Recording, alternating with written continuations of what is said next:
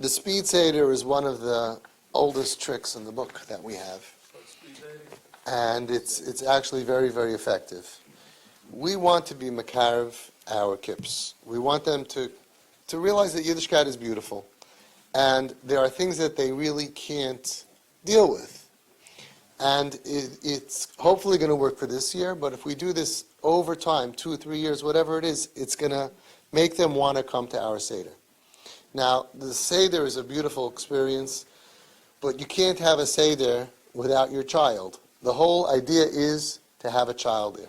First thing we have to know is that there's a beautiful vart. It says, V'haya ki yomru aleichem b'neichem ma ha'avodah zos lachem.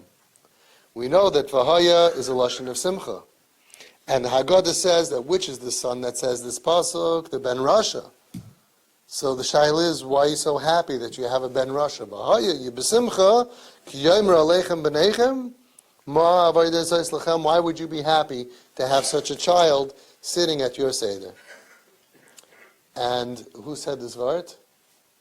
Yeah, the Kleisenberger Rebbe said, it's very sad to have a Rasha, but if he's talking, Ki yomru aleichem b'neichem, it's already v'haya, already a reason to be b'simcha, already a reason to be happy. And we had parents that they're having a Seder without the kid. The whole Seder is to teach the Gadat L'Bincha. How do you have a Seder without a Bincha? So we really want to try to have a Bincha, and we hope that all of your children will be there this year. But if not, they'll hear about what you did. It'll make it closer that they can come, as we have proven. And the way to do that is by doing what's called a speed Seder. Now, the speed Seder is that from the time you come home to the time you start the meal is 30 minutes. 30. You tell your father did that. It means he was already investing. He had a vata blick. All right? 30 minutes. How is it done? Now, I'll explain to you. You tell your kids in advance, we're doing a special speed Seder this year. They're all going to be very excited. Your kid will hear about it, say, this I got to see. And this is what we do. When you come home, first of all, this is very key. For some reason, it's a late night as it is. We come home and we start picking matzahs. And then we start looking for who's going to sit where. And then we start going ahead and picking wine. All of this stuff can be done beforehand. Between Mincha and Maariv, every year, there's always a speech or something. There's time anyway. You can't have a Maariv. You have to wait anyway. That's when I go ahead. When we come home to the Seder, we're ready to the hotel or wherever it is. When we come in, we're done. Everybody's cup is full. There is seating is already done. Everyone, the 3 matzahs are done. You're done. Imagine walking home, slipping on your kittel, boom. Why don't we do this? We kill an hour for nothing. That's even for normal people, it's mamish crazy. You know the story of the Chavetz Chaim? The story of the Chavetz Chaim is that he had a Talmud, Reb Leib Chasman, that came and traveled to him. He was a Shiva of Chevron, right? And he was Mashkiach of Chevron, I think. Mashkiach. And he came in, and the Chavetz Chaim skipped Shalom Aleichem Eshes Chayil. He made Kiddush, he ate, and after the fish, he started singing Shalom Aleichem Eshes Chayil. So he said, Yelamdeinu Rabbeinu, tell me, why did you do this? Said the Chavetz Chaim, I was worried that after you traveled the whole day, that you're going to be hungry. The angels don't get hungry. Malachim Einim Re'evim, they can wait for their song. Chavetz Chaim knew halacha, I mean, he wrote it. He wrote the book. Right? And he knew that as much as it's important, Shalom Aleichem, Eshes Chayil, not when people are starving, Nebuch, okay? You could feed them, and then you could sing your beautiful songs.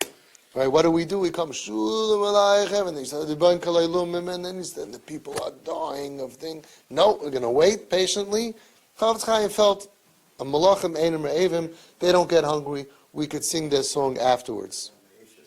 Eshes Chayil, I guess, also doesn't get hungry. You could sing her song afterwards. Or she is hungry, she'd rather eat and then have the song on a full stomach.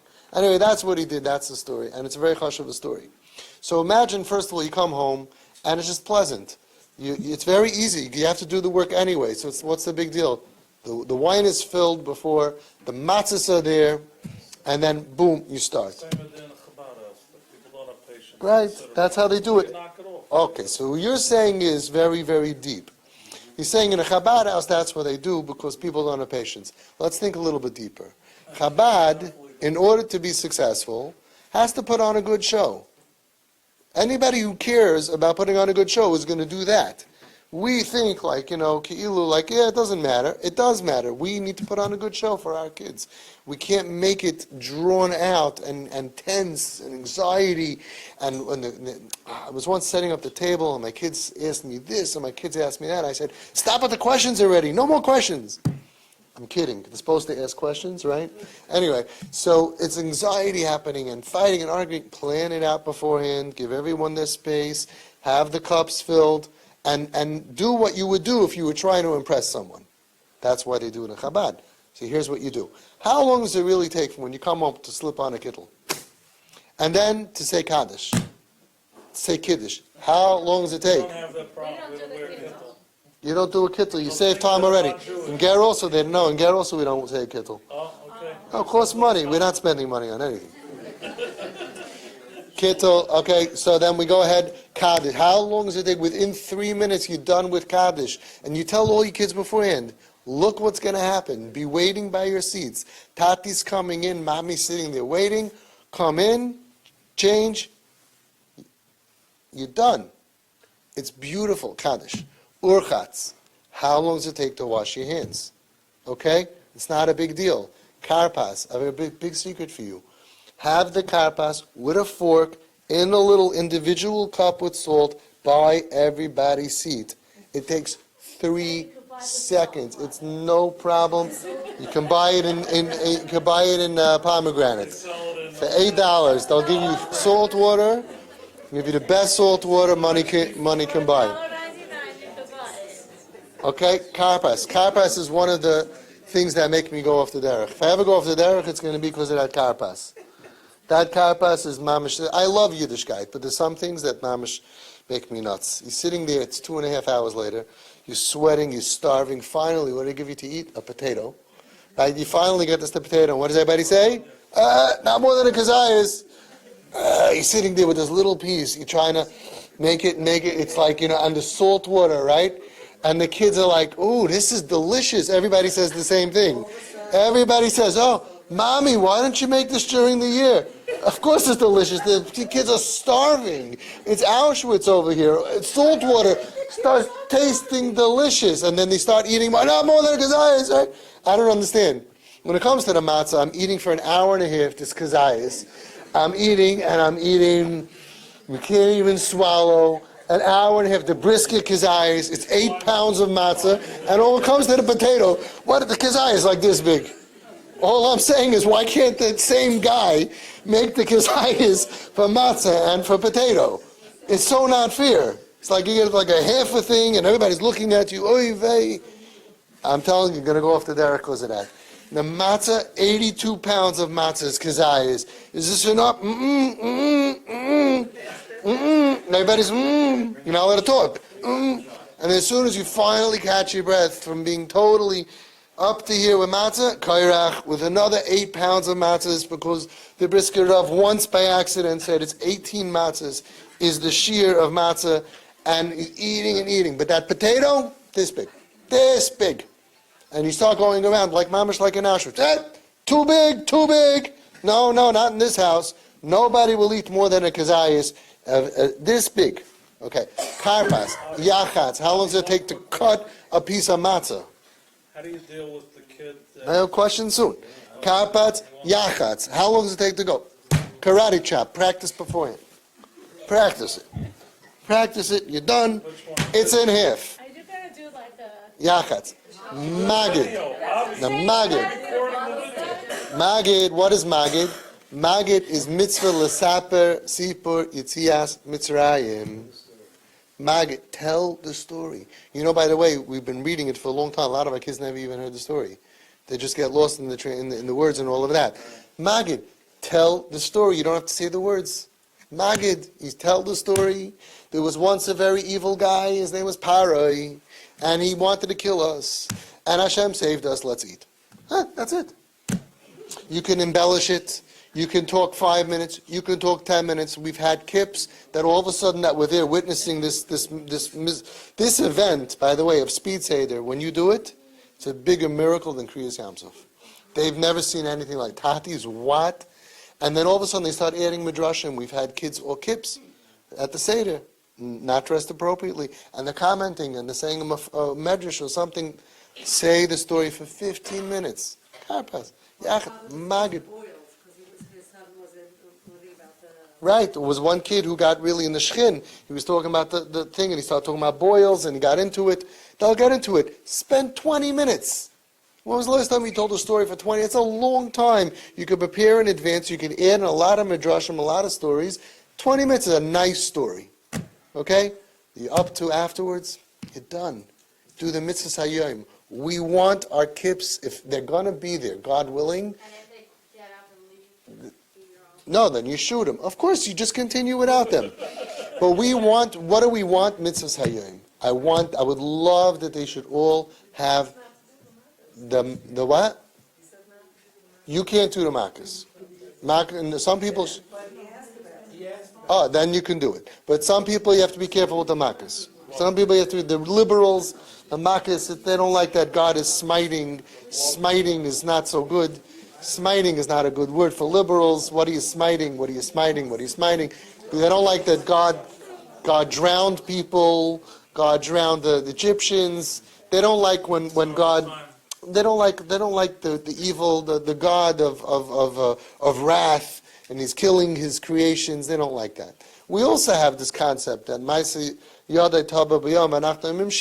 we also really can't rejoice. What? Which part? Not to say shira, but for some of them it rubs. They don't like that the people are bad and they get drowned, because they think I am bad. So you basically would drown me. Yeah? They like when you take out the blood and you say it's because Mitzrayim had pain and Mitzrayim had pain with the blood thing. That's very good, very good. So beware. You have to think about it in advance.